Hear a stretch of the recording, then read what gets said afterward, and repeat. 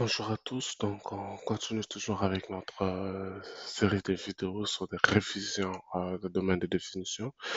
Donc ici, au niveau du petit 2, on aura f de x égale à ln de x sur ln de x moins 1. Alors cette fonction est définie, alors ici on va dire quoi, f est définie,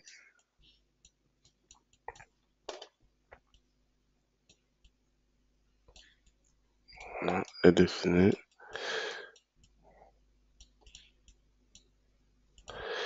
si, et c'est le mot si, on aura ici un petit intervalle, d'accord. On aura x supérieur à 0, d'accord, et ln de x qui est au dénominateur moins 1 doit être différent de 0, d'accord.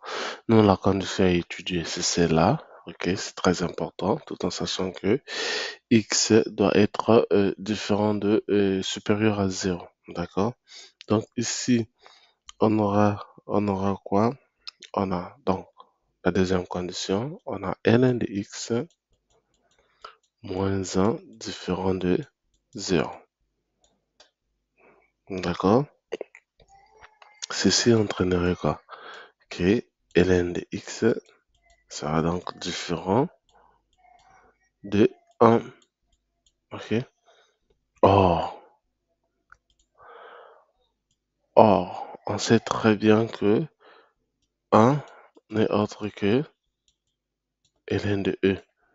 Donc, on peut remplacer 1 par ln de e. Parce que nous, c'est x qu'on veut tirer. Donc, qu'est-ce qui se passe? On revient. C'est en train qu'on aura ln de x égale donc à la place de 1. Ok? Différent donc, à la place de 1, on va mettre quoi? À ln de e. Et donc, les ln vont se simplifier. D'accord? On aura donc x différent de e.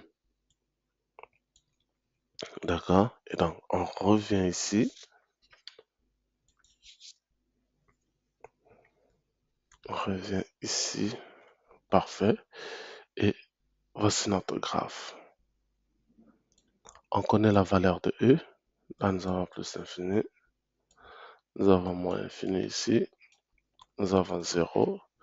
On connaît la valeur de e et c'est 2, quelques et est là. Quand on revient ici, la condition c'est x est supérieur à 0 et ln de x moins 1 différent de 0.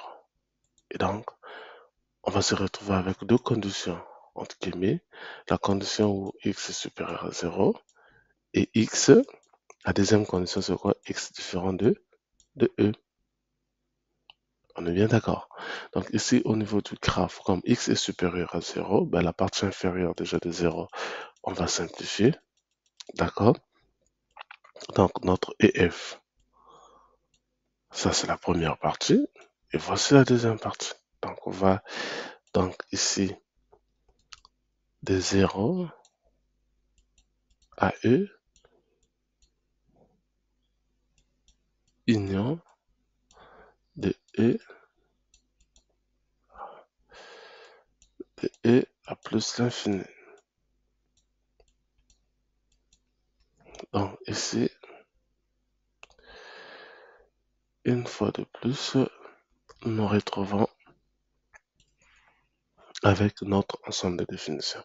Et sur chaque vidéo, vous allez entendre cette phrase, l'ensemble de définitions est la base. Quand on prépare les concours, la plupart des problèmes sont basés sur des fonctions, sur l'analyse, sur l'algèbre. D'accord? C'est pas vraiment, la géométrie n'est pas là parce que ben, tout le monde ne fait pas la géométrie. Et pendant le concours, dans la plupart des pays, on donne la possibilité et à tout le monde de participer au concours. Ceux qui ont des bacs purement mathématiques, ceux qui ont des bacs option biologie, qu'on appelle parfois dans certains pays bac D, d'accord? Et ceux qui ont fait le bac F, ils peuvent participer au concours parce qu'ils font de l'analyse et de l'algèbre. Donc pour cette fonction, voici le domaine de définition. Nous avons toujours deux cas, d'accord? Nous avons le x.